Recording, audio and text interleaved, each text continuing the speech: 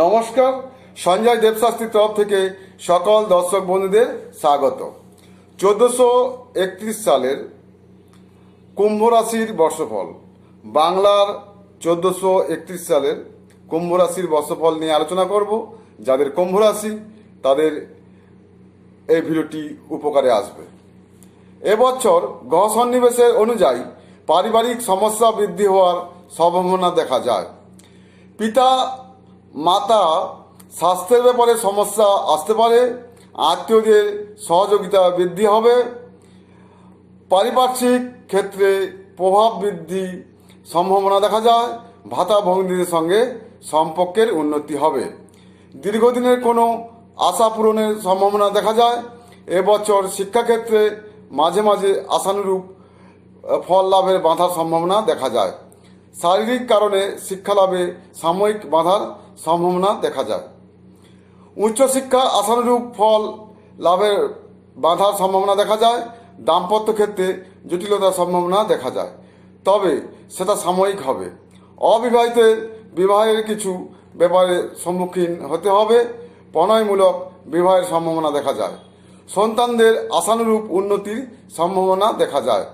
আর্থিক ক্ষেত্রে উন্নতির সুযোগ থাকলেও মাঝে মাঝে অযথা অতিরিক্ত ব্যয়ের সম্মুখীন হতে হবে। বাসস্থান সংক্রান্ত সমস্যা বৃদ্ধি হতে পারে। দেহভাব এবছর শারীরিক দিক দিয়ে যথেষ্ট শুভ বলা যায় না। পুরাতন রোগ বৃদ্ধির সম্ভাবনা দেখা যায়। মুখের কোনো রোগে কষ্ট পাওয়ার সম্ভাবনা দেখা যায়। অতিরিক্ত অনিয়মের ফলে একাধিকবার রোগগ্রস্ত হওয়ার যোগ রয়েছে। সম্পত্তি, চাকরি ও ব্যবসা এবছর পুরাতন সম্পত্তি সংক্রান্ত সমস্যা বৃদ্ধি হতে পারে। নতুন সম্পত্তি ক্রয়ে লোকসানের সম্ভাবনা দেখা যায়। উত্তরাধিকারী সূত্রে সম্পত্তি লাভের সম্ভাবনা দেখা যায়। এবছর চাকরিজীবীদের একাধিকবার সমস্যার সম্মুখীন হতে পারে। নতুন চাকরিপ্রার্থীদের আশানুরূপ চাকরি লাভে বাধা আসতে পারে, আর বিদেশে চাকরি লাভের সুযোগ আসতে পারে।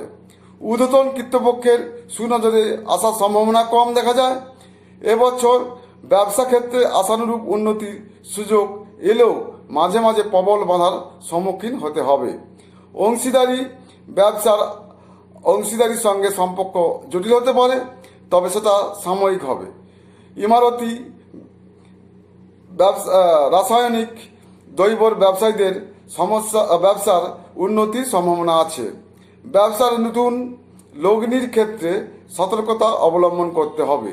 পেশাগতভাবে মাঝে মাঝে বাধা সম্মুখীন হতে হবে।